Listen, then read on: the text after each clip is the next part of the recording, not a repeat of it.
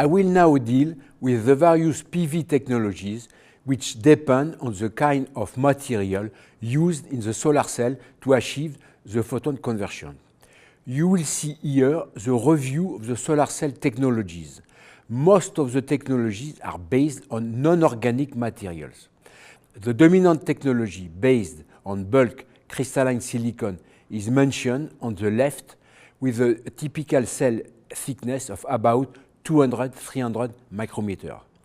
Thin films, typically 1 micron thick, can also be used: silicon, cadmium telluride, or copper, indium, gallium diselenide, CIGS.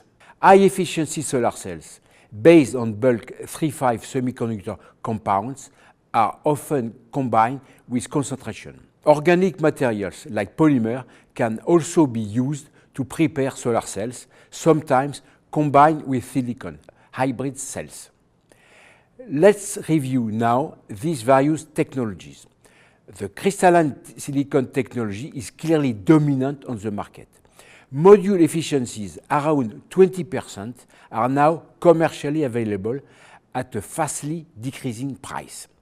As compared to competing technology, crystalline silicon is the most mature because it takes advantage of the progress of the semiconductor industry. Furthermore, crystalline silicon cells are more efficient and with a longer lifespan than thin film cells.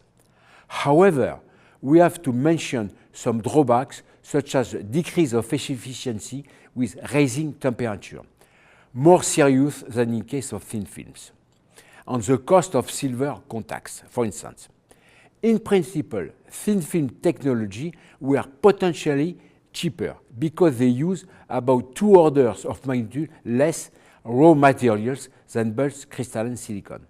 However, the crystalline silicon cost is nowadays fastly dropping. However, the conversion efficiency is lower than silicon, slightly in the case of CDT and CIGS. Thin film silicon takes advantage of the mature industry of flat panel display. Thin film technology are generally compatible with cheap glass or flexible substrate, polymer steel, which can be a strong advantage. In contrast, thin film technology can be limited by rare earth scarcity, such as indium, extensively used in this technology, and toxicity, in particular cadmium. Organic materials can be extremely cheap. However, the complete solar cells must be restricted to organic materials to keep this advantage. However, the organic cells require an efficient packaging in order to protect the organic material from water vapor and so on. If organic thin films are used for packaging, which is actually the case, the promising economic advantage disappears.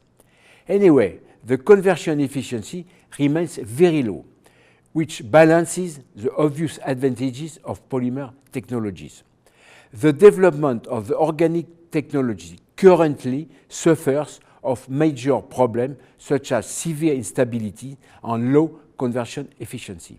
The recent evolution of the share of the PV technologies is shown here. The crystalline silicon technologies remain clearly dominant, with about 90% of the world market. The thin film technology appeared on the market at the industrial level about 8–10 years ago. However, their market share does not appear to increase significantly.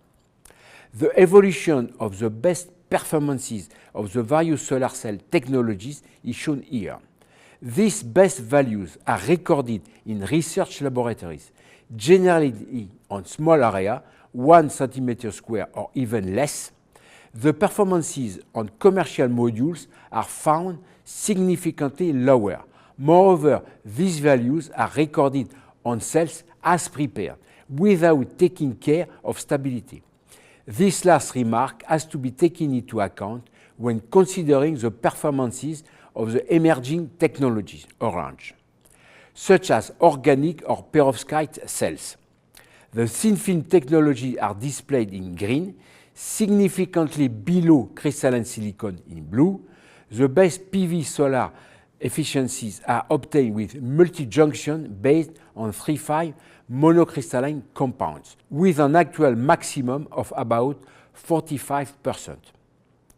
The recently recorded best performances of the various solar cell technology commercially available are compared here.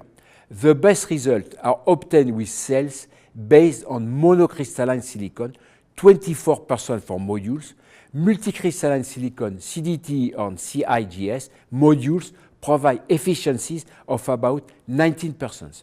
However, lower efficiencies are obtained with silicon thin film. Thank you.